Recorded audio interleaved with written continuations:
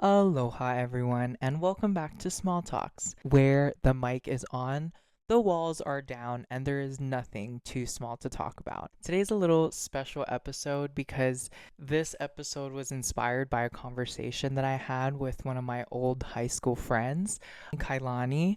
It's crazy too because me and her go way back, middle school days. I think that was probably the last time that we hung out, but she had randomly reached out to me on Instagram and she was just giving me very great constructive criticism, and she was also giving me ideas for this episode.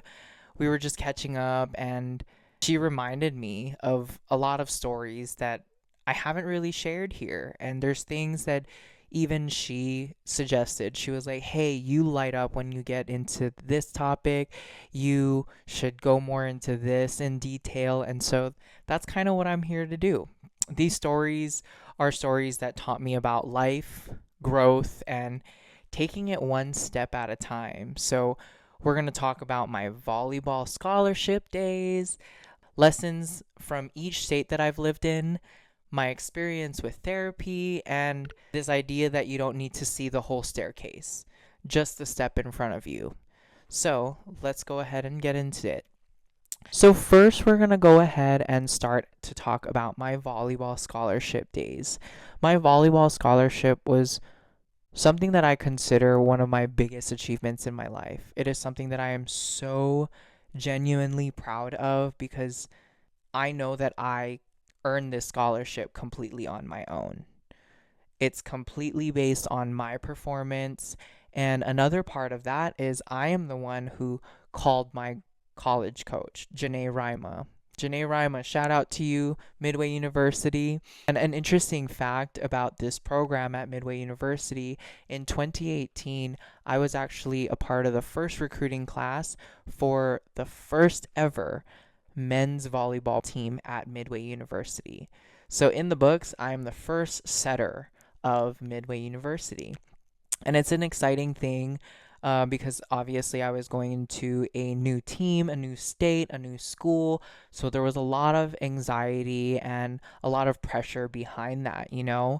But this is something that I worked so hard for. Me and my coach would have countless calls, countless emails, just going back and forth about how I can prepare, the things that I need to send. She was talking to me about the campus life out there and the culture that they have, and all of that made me very excited to get out there. And it was such an opportunity for someone like me to go out and play college volleyball. It really, really took a huge leap of faith to make the decision to sign that scholarship and to commit. But I was so excited for all the opportunities lined up for me. I mean, leaving home and going into a brand new state and a brand new school with a brand new culture, it was scary, but I was able to just get around that because I knew that going out there, I just had to be myself. And it was also a really huge opportunity for me to go out there and to be who I wanted to be. I got to paint the picture of who Gavin will be in college. And that was so fun. That was so exciting because in high school, you grow up with all these people know you from your kid days. So you can't really get out of how they see you. But in a brand new place like that, you can be really whoever you wanted to be. And let me just pause on the volleyball scholarship thing and talk a little bit about who Gavin wanted to be in college. Okay, when I went to college, a lot of people, when they found out I was from Hawaii, they thought it was cool. They found out I played volleyball, awesome. But a lot of people, when they found out that I was gay, it was a huge topic. People were talking, whispering, oh, Gavin. And I wanted to change that. I didn't want people to look at me as, oh, there's Gavin, the gay guy. I wanted to go out there and I wanted to show them I'm Gavin from Hawaii who plays volleyball. He's going to be that volleyball Hawaiian guy, you know? And that's exactly what I did. I put in the work. I showed up anytime I was on the court, and not for them, but also to play for myself, you know? And it felt so rewarding for people to actually get to know me for me because I didn't make my sexuality everything that I was. I really wanted to be someone who everyone thought was funny, who was genuine, and someone who had a big heart. And obviously, I think any athlete would like to see people around them thinking that they're good at the sport that they play. But anyways, to go back to the volleyball scholarship thing, handling the emotions and the excitement and the fear all at the same time, it was really hard. Like, I'm going to be honest. It was a very challenging thing, but it was really feeding myself into, Gavin, you're about to go into somewhere brand new. You're about to experience something so new for yourself. And I just told myself that there were opportunities out there. Of course, I was scared that people weren't going to like me or the way that I did things or what I ate and all that. But when I really, really took a step back and thought, Gavin, you don't need to care about their opinions. Of course, you're going to be stuck around them, so their opinions might matter a bit, but at the same time, you got to go out there and show them the best you. You got to be your best you. And that was my motivation and how I really helped myself control those emotions and really just preparing myself. And the way that I prepared myself mentally was just taking it in that I'm leaving the Hawaiian Islands. I took the time to spend the time with my family before I left. I got to spend a lot of time around the island. I got to see a lot of my friends who were staying. I got to hang out with the friends who were leaving. So just really mentally preparing myself that, okay, Gavin, you are leaving here and you're not just going to be able to just drive down to the beach. You're not going to be able to just walk down the street and see your family right over there. Can't call your childhood best friend and they just pull up 20, 30 minutes later. And so I just took advantage of all that I could while I was home. And physically preparing for college, I really played volleyball as much as I could. I'm not someone who liked the gym back then. So I would just spend my days at the beach running, I exercising any way that I could, hiking definitely, swimming, snorkeling, diving, whatever I could do. And most of the activities that I did to exercise were definitely on the beach for that summer.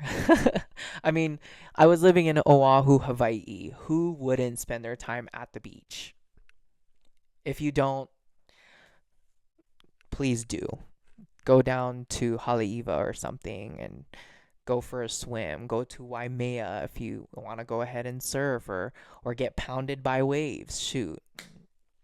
Go to Ko'olina with your family if you really want just that, a little closed in lagoon, something real chill and safe, So getting ready to leave home, for me, I felt that I would benefit most if I tried to create new routines or new habits before leaving home to try to prepare myself.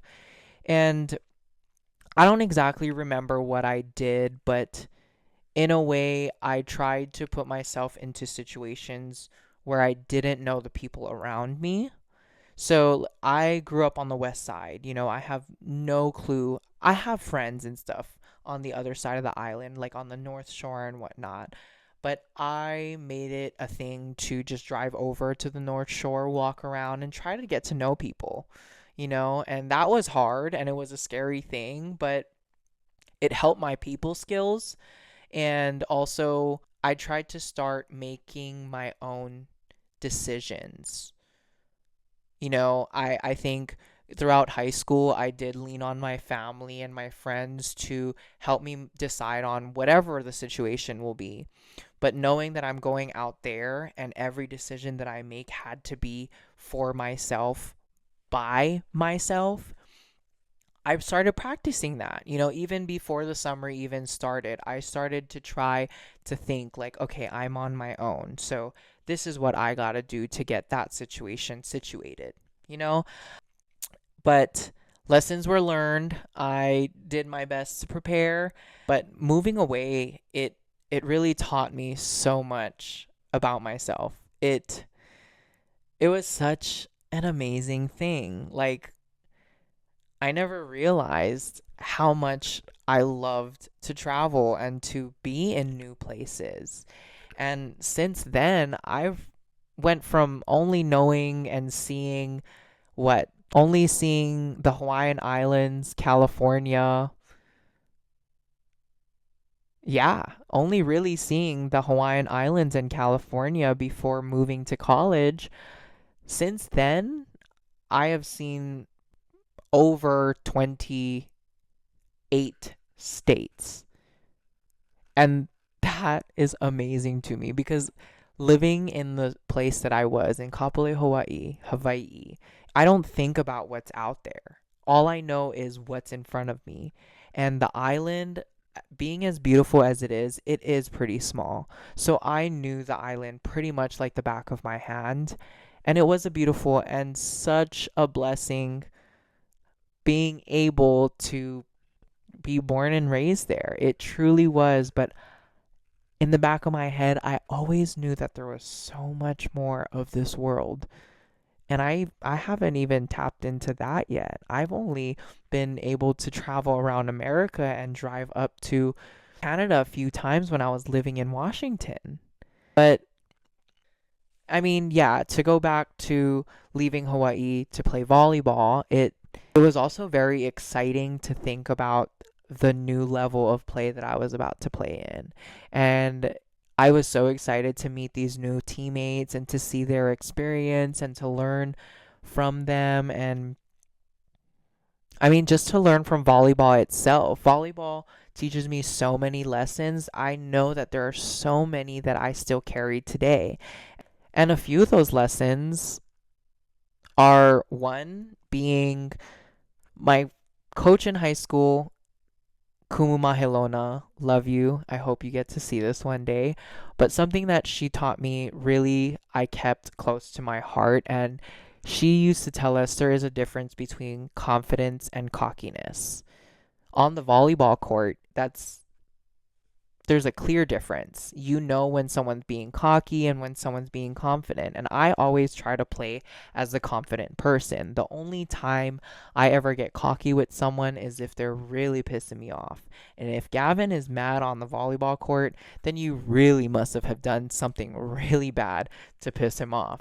But taking that lesson and applying that into every aspect of my life has honestly it has helped my heart grow even bigger because I personally find it so annoying when someone is being cocky about anything. I hate it. I just don't enjoy when people have so much to say about something and nothing to follow it up. She used to teach us that actions speak louder than words. So if someone from across the net is talking all this smack to you, keep your mouth shut. Play the game, get the point on them, and then get loud. Your celebration is what kills their cockiness. Another one being you have to learn to lose to know how to win. That has applied to so many situations in my life. It's crazy. That little line from my coach, Coach Kumu, it literally replays in her voice inside of my head because it taught me that there are lessons in mistakes. And it has been so amazing. I thank you so much, Kuma Helona. If anyone can reach out to her or if anyone can get my message to her, thank you so much for being such an awesome coach and being so supportive. When I was on that volleyball court, you really motivated me not to just be a good person on the court, but off of the court. You taught me that it means something to represent someone. And at that time, we were representing you, we were representing the school. And even though our last names weren't on our backs, that's the name that was called during our volleyball games. You are representing your family and you need to do it well. So that's why I took all the lessons that I could from my high school volleyball coach. And it led into my college days, all of these lessons that were fresh in my mind. I was able to take that to Kentucky and to apply it the best way that I could. And with all those lessons, I really did have so many memorable moments in college, so many great times. Obviously, it's college, so there's also that drama part of it, which I'm never gonna ever get into unless I really, really have to.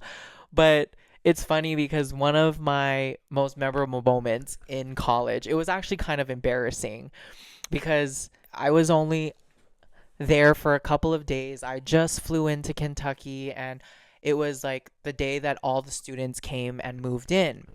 And so I was with one of the RAs or student like assistants. There's someone that you they help you adjust into college. But her name was Michaela. And my actual student assistant, or I forget what they were called, but my actual student assistant was Elizabeth.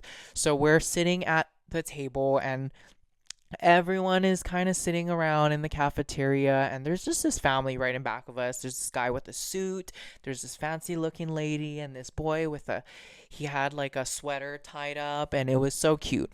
But anyways, I was just being myself and cracking jokes left and right, and I end up hearing in back of me the gentleman in the suit. He said, "Do you smell that? I smell like this strong sense of strawberry."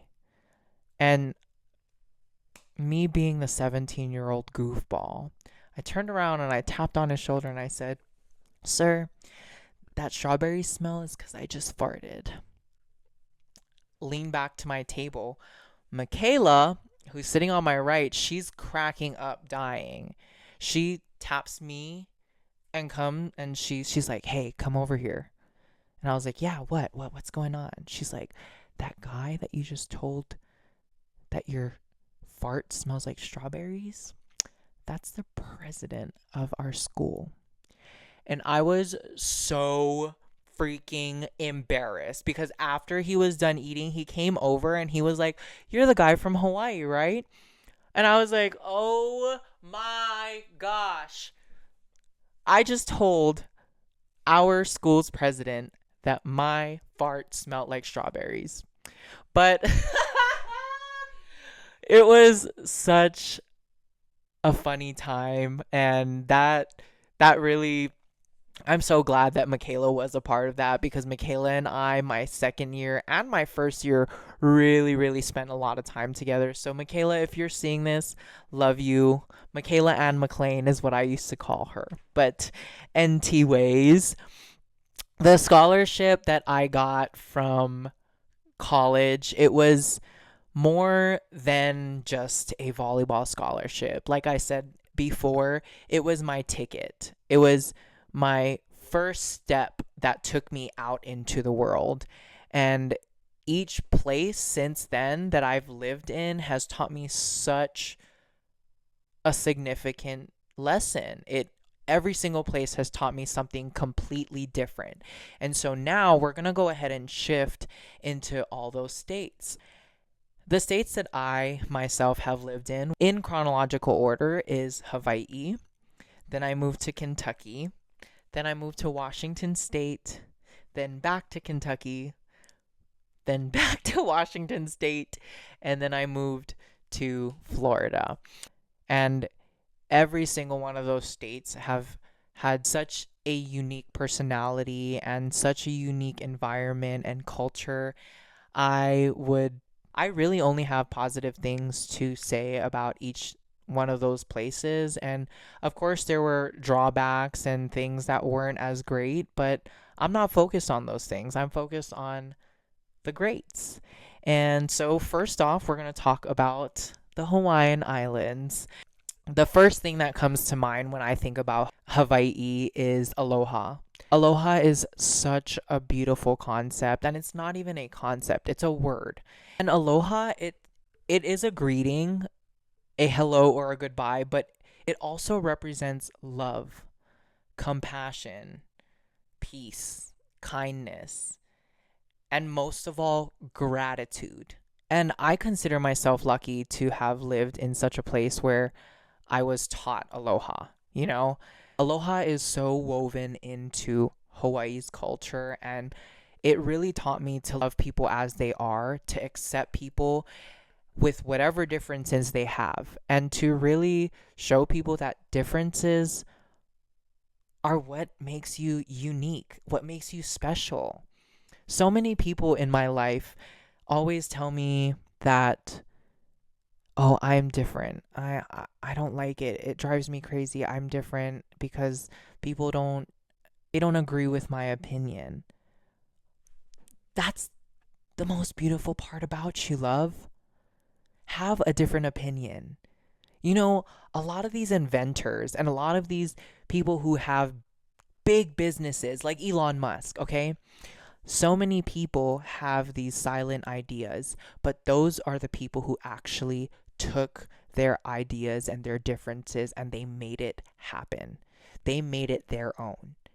So think about that. If Helen Keller can fly a plane, you can do whatever you can put your mind to. But anyways, a lot of the values that I've learned in Hawaii, it has been instilled in me.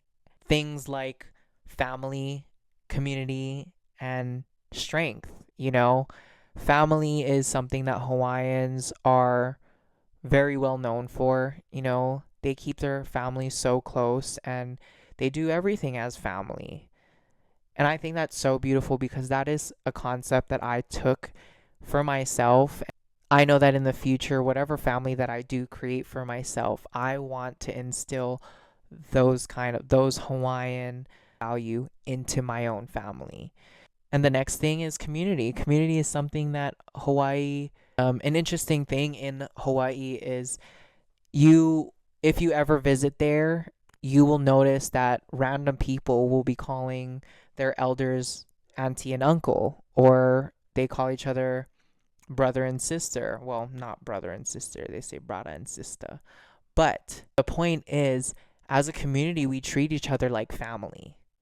And that's where that aloha and respect comes in because you see an elder, you know, someone who could even be less than 10, 15 years older than you is, hi, auntie, can I order this? Hey, uncle, can you help me with this real quick? Okay, thanks, you know? And that's one thing that I loved. I love that about Hawaii. I can literally call anyone cuz. Oh, you know, you see a random guy across the street and they make eye contact with you. They go, sup, cuz. You know? And that is such a comfortable way of living. And I always want to take those values that Hawaii has instilled in me, and I want to share that with every single place that I've lived in. And one story that really captures Hawaii's culture is the fact that there was one day I was just at the beach laying in the sand, and I don't know what I was doing exactly, but I was just laying there and I was hungry as heck.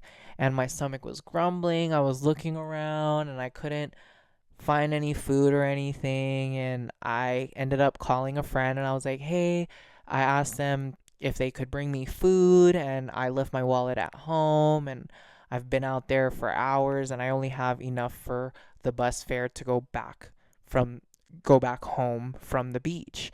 And they said no, and so I was upset. And I guess this lady next to me, she was having, you know, a beach day with her ohana, and she comes up to me and she gives me a couple of spam musubis and a green can Arizona. And I looked up and I was like, "Oh, I don't have money, you know. I'm sorry." And she goes, "No, just take them. I heard you was hungry. Just go ahead." The keiki will be fine. I get enough for the whole family. Just go ahead, love. So this lady, not knowing who I was, she came over and fed me. Just from the little conversation that she heard, she saw that I was upset, and just that little instance, I remember I was at Nanakuli Beach Park. And as crazy as that sounds, that is what happens in Hawaii, you know? And if you're a visitor to Hawaii, here's my biggest tip. If you're going to Hawaii to visit, be respectful of the land and be respectful to the people. If someone is acting angry towards you, it's most likely because you did something super ignorant. And rather than popping off and going off on them at the locals, because let me tell you, you do not want to go up against these locals. We might be very loving on the outside, but the thing is, when you get us angry, we will fight for what's right, for sure. So if there is a local who is acting upset with you, go ahead and ask, hey, did I do something wrong? I truly apologize. I'm here with respect, but be disrespectful and you're going to be disrespected. So that's my little tip on traveling to Hawaii. But like you've heard, I got a scholarship to go to Kentucky. So after I graduated, I moved to Kentucky, and I had a huge culture shock out there. I was truly just shook out there. It was really weird because I went from a place where everyone was, saw each other as ohana, to a place where everyone was an individual, and maybe it was just because I was living on a college campus that people were a little more worried about themselves. But that was the biggest culture shock to me. And the food itself, there was no rice anywhere. They ate biscuits and potatoes, and that was crazy to me. A lot of people also judged me because I ate spam, and I guess it looks like cat food. Well, if it does, that cat food is freaking delicious, and no one will ever stop me from eating it. So, um, it was really, and with that culture shock, it was a little hard to adapt, but being the open-minded person that I was taught to be, going up there, I kind of just took people as they are. I kept my distance from people for a little bit just to learn their ways, just to learn how people do things out there. And in no time, people were able to open up to me. And it was also a shock because a lot of the activities that people like to do out there were very different from what I used to like to do in Hawaii. But it also made sense for me because they don't have beaches, they don't have a lot of things that we did in Hawaii out in Kentucky. And that's okay because I was out there to learn their way. And there was a specific moment when I was living in Kentucky where it felt like I started to find my footing, and that's when I found my friend group. My first friend group was a group, oh gosh. My first friend group that I could remember in Kentucky was Rose and Taylor. Rose played volleyball. She played on the women's volleyball team, and Taylor, he played for the men's soccer team, and us three would kind of just hang out, chill, go to the movies. We'd hang out in the gym. We'd play volleyball. We never really tried playing soccer, but we would work out together. And when I found my people, it kind of felt like I was a little more stable. I didn't feel so alone. And the thing about Rose that I loved was that she also wasn't from Kentucky. So she also felt a little culture shock when we were out there. And it's funny because we had a lot of similarities to the things that we grew up with, which helped us a lot. And she was also very funny. She had a great sense of humor, and she made it really easy to adjust into school during that time. But Kentucky, if Kentucky taught me anything, it taught me that I need to get out of my comfort zone, to learn things and to experience, because Kentucky was really a lesson on motivation to try something new. And being able to go out there and be pretty successful my first year in college, it gave me this confidence that I can do this really anywhere at any time. And I did. I ended up moving to Washington State, and Washington State. The environment has my heart, and the experiences that I had out there were so amazing. I think Washington taught me that I love to be outdoors. I love to hike. I love to travel. That's where I found my love to travel, because you drive an hour north and you're in a rainforest, okay? You drive an hour east and you're in the freaking sand dunes. You go an hour south and you're in the mountains. And then you drive to the west and there's the water. In every direction, there was always something to do. There was always a beautiful sight to see. And as beautiful as Seattle is, it is a little boring for me. I mean, it has its fun things that you can do, but if you spend a whole day there, that's all you really need to do to see most of Seattle, in my opinion. But Washington, I was living there during COVID, and COVID really taught me patience. And during COVID, I was actually able to travel the most. I was able to go on hikes where there was not many people, so I had the hike pretty much to myself or with whatever friend group that I was with. And Washington, it really it was my first steps into true adulthood, being out actually in the real world, paying rent, having to find friends, having to find jobs, and having to figure out my own routine. And I'm really thankful for the years that I spent in Washington.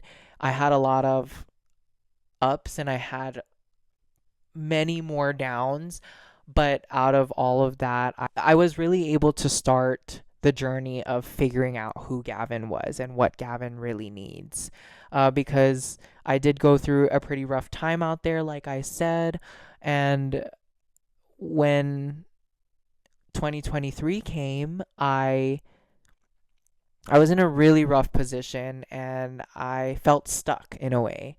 And when Gavin feels stuck, one of my toxic cycles was leaving the place. And although it was something that now I see as running away from a problem, I kind of changed my mindset as seeing it as an opportunity. I gave myself the opportunity to start anew out here, and I kind of made my promise now that I'm in Florida that I am going to do my best to do what's best for me. And it took a long time. I mean, I've been here since the end of 2023 and it is now August of 2025. But those trial and errors were so beautiful, and it gave me such a sense of myself, like who Gavin really needs to be. But Florida, I mean, when I got out here, my first impression was, gosh darn, this is kind of like a country version of Hawaii. And it's obviously not an island, but I have the beaches and I have the similar activities, and the people here are pretty loving, and that southern hospitality is very present. And that southern hospitality in Hawaii would basically be compared to as aloha, you know? And so that's what I appreciate about Florida itself. And I think that with all the experiences that I had in Hawaii, Kentucky, and Washington, I really took all the lessons and I'm trying to apply that to my life here in Florida. I don't want to keep moving around. I want to find a place where I can establish my roots and really just start growing my future wherever that place is, whether if it's here in Florida or back in Washington or Kentucky or whatever state is unknown. You know, I just want to take all these life lessons and apply them, make a beautiful life for myself. And with that being said, I'm only human, so I'm going to make so many more mistakes. There's going to be so many trials and errors and ups and downs and mountains to climb and seas to dive in. But throughout all of them, I'm excited to see what happens next. And being out here, I've realized how far I've actually come. I think talking on this podcast and talking about my experiences, so many different places and whatnot, it really makes me proud of myself. I moved, and every single time I moved, I made that decision. I made the decision to go from one coast to the other and back and back and back and then to another place. But looking back, each place, Hawaii, Kentucky, Washington, and Florida, it left its mark on me, who I am today.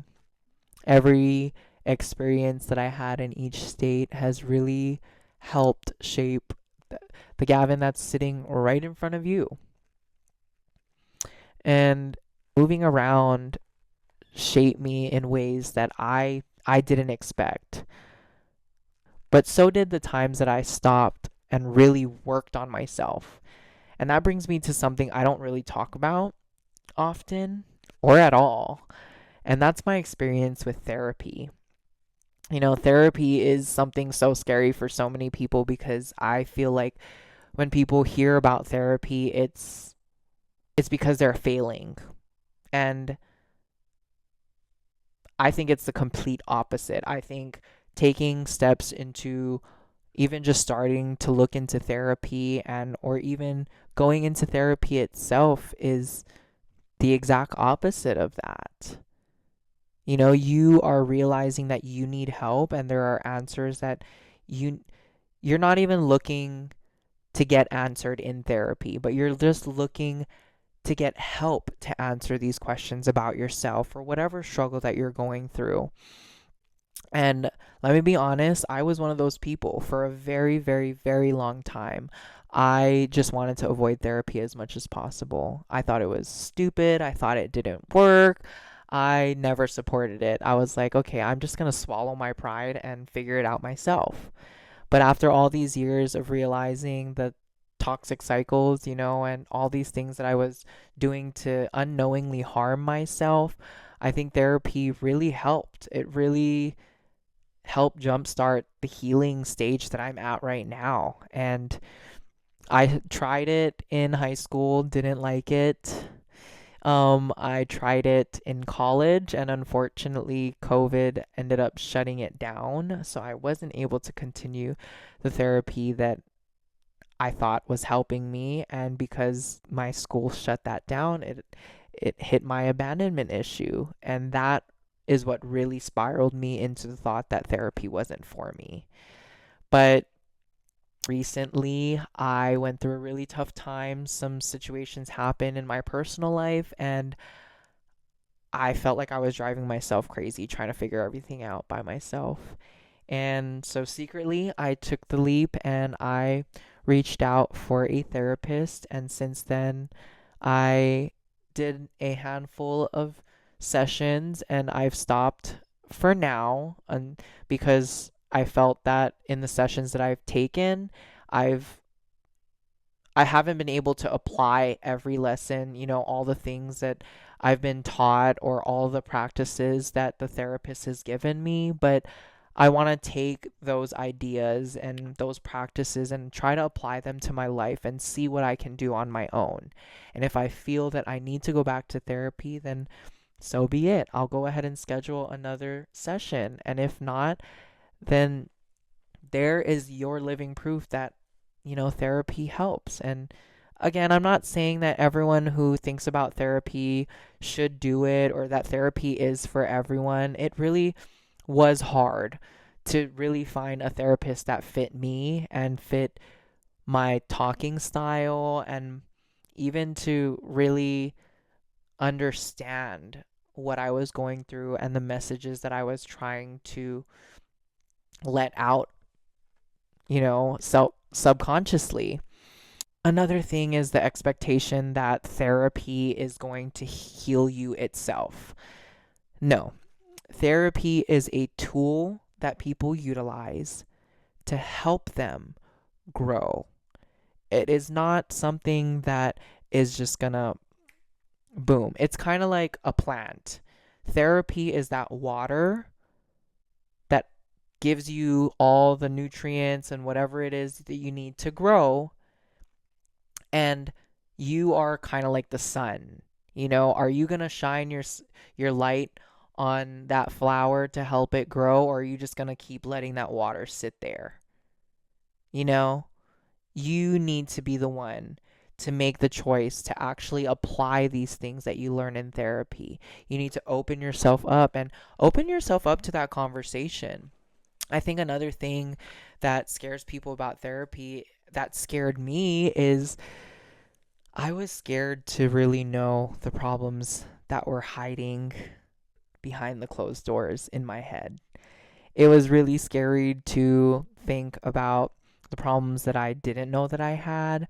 But when I realized that those problems aren't going to go anywhere until I open that door and let them out, I didn't want to hold on to them anymore. I didn't want them to get triggered and hurt myself and self sabotage. I don't want to do that to myself anymore. So that's why I took the steps to go into therapy. This is so scary. Like, I'm going to be straight up honest with you guys. Speaking about therapy is such a scary thing for me because, again, for such a long time, I didn't support it, and I kind of felt stupid for a little bit when I did start therapy again and it actually helped. I also was upset with myself because I was like, why did I stop myself from healing for so long just because I was scared? But I really appreciate anyone who is listening to this and opening themselves up to some of my personal things. It really means a lot for you guys to sit here and really take in what I'm saying. And hopefully, some of you guys are able to take some advice and take whatever it is out of these episodes. But going back to talking about therapy, I think it really taught me different approaches to mental health. Having to figure everything out by myself and having a specific way of thinking about my mental health, it stopped me from, you know, healing because I was stuck in those toxic cycles. And therapy really, it kind of gave me these binoculars, like, look at this at a different angle, look at this in this way, look at this in this lighting. And that right there, what it kind of gave me an epiphany of, wow, like, I was really feeding myself all these negative things. And if you guys had anything to take away from this part of me talking about therapy, if you're really nervous to do therapy, I would say just don't be. If you think that you need it and you have the means to do it, I would definitely try it out.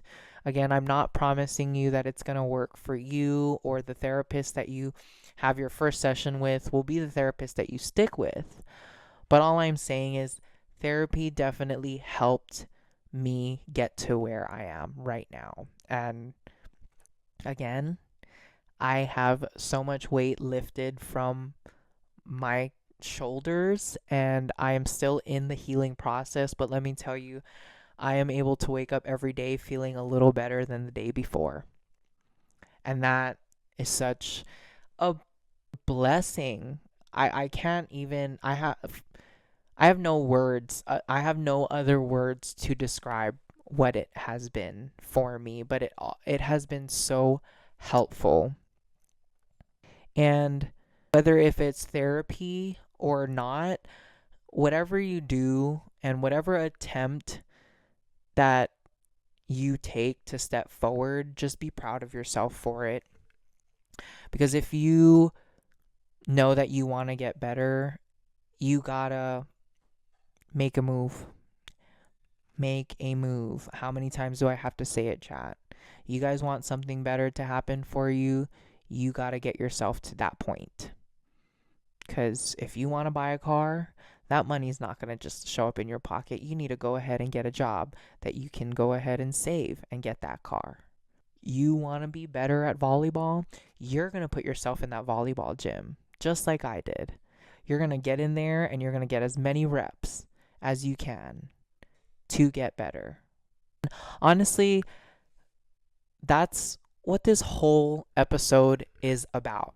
Taking the next step, even when you can't see the full picture, which is exactly why I mean it when I say focus on the next step, not the whole staircase. What that means to me is taking life in bite-sized pieces instead of overwhelming myself with the whole picture. When I think about the staircase, I think about the big goals, the end game, the things I want so badly, but I feel are so far away. That can get heavy, but the step, that's the thing I can do right now. It's the action in front of me today that moves me forward. Even if it's just a little step forward, you're making progress. And I've learned that those little steps count. They add up. Looking back, every big thing that I've done, whether if it was moving away for volleyball, starting over in a new state, or even trying therapy, it all started with one step that I decided to take, even when I couldn't see the rest of the path. And yeah, it really clicked during a season in my life when I was juggling school, work, and moving. I remember feeling so stressed out, looking at everything that I still had to do, and a friend just told me, just take care of what's right in front of you. Don't try to do the whole thing today because that'll just drive you crazy. And that is really when it hit me. I don't have to figure it all out at once. And trying to figure out all out at once is pretty much impossible. You really only could think about one thing at a time. So take one step at a time. There's no need to rush. It's like learning to fly while falling in love. And looking at the whole staircase, it's always so overwhelming because when you look at the whole thing, you start to think about every single obstacle, everything, every possible failure. You start to overthink all the little things and every step that you haven't even taken yet. It's like staring at the top of the mountain instead of just focusing on the trail in front of you. It's exhausting even before you start. Just standing down there looking up, you're just like, oh gosh, I have to go up all that. And it is a 6 mile high mountain and the hike is 8 miles. And then I have to cross the river and all this. No, start with the path that's right in front of you. Whatever comes, comes. Take it or don't. But focusing on one step at a time, it also helps you avoid your burnout towards that goal. It keeps your energy focused on the present. When you're just looking at a step right in front of you, it feels more manageable.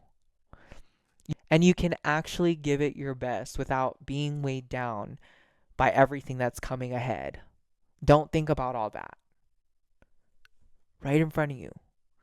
First step. Then take the next one. Don't be a butthole and try to jump steps. Take it one step at a time. Come on. And this applies to my volleyball journey itself. When I got my scholarship, it didn't start the season thinking I have to be perfect all year. It took game by game, practice by practice, drill by drill. And that's what made those big moments possible. And when you think about when I was moving into new states, every move came with a laundry list of things to figure out: house, working, making friends, adjusting to the new culture. And if I tried doing that all at once, I would have shut down so quick. So I focused on the step. Maybe that was unpacking one box at a time. Maybe it was meeting one new person, or even learning the street of my neighborhood. It also ties into my therapy experience, tying it into all the topics that we talked about today. But therapy, it taught me that progress isn't always a giant breakthrough. You don't have to get it, okay, I am healed. No. Sometimes it's just about showing up for the next session, taking whatever you take from that session, whatever you learn from that session, and applying it one thing at a time. Even when it didn't feel like it was working the way that I imagined, I had to remind myself that showing up and trying is still a step forward. But if I had to tie everything from today together, earning the volleyball scholarship, moving to different states, trying therapy, and learning to take life one step at a time, it all comes back to growth. Not the kind that you get overnight, not at all, but the kind that builds you when you keep showing up for the next step that's right in front of you. Some steps are so exciting, like packing for college. Some were uncomfortable, like learning to adjust to a brand new place with a brand new culture, with a brand new set of people. And some were quiet, like the decisions to show up for therapy when I didn't know if I wanted the help. But all of them mattered, and all of them led me right here. So if you're listening and you feel like your staircase is too big to climb, remember, you don't have to. Just take the next step, and that is enough. But to end today's episode, chat, I want to encourage you to take one small step towards something that you've been holding off to the side. Just one step, whether if it's today or from now until the next time you see my video, and trust that the rest will follow. Just one step. Just one step. And with that being said, as always, mahalo nui loa. Thank you very much from the bottom of my heart, and ahui ho. Till next time, take care. Bye. Woo! These beautiful things that I've got, please stay. I want you, I need you, oh God, don't take these beautiful things that I've got. Oh, I know I've had enough. I've got patience, I've got love. But I'm open up, thinking I just might lose it all. Please stay. I want you, I need you, oh God, don't take these beautiful things that I've got.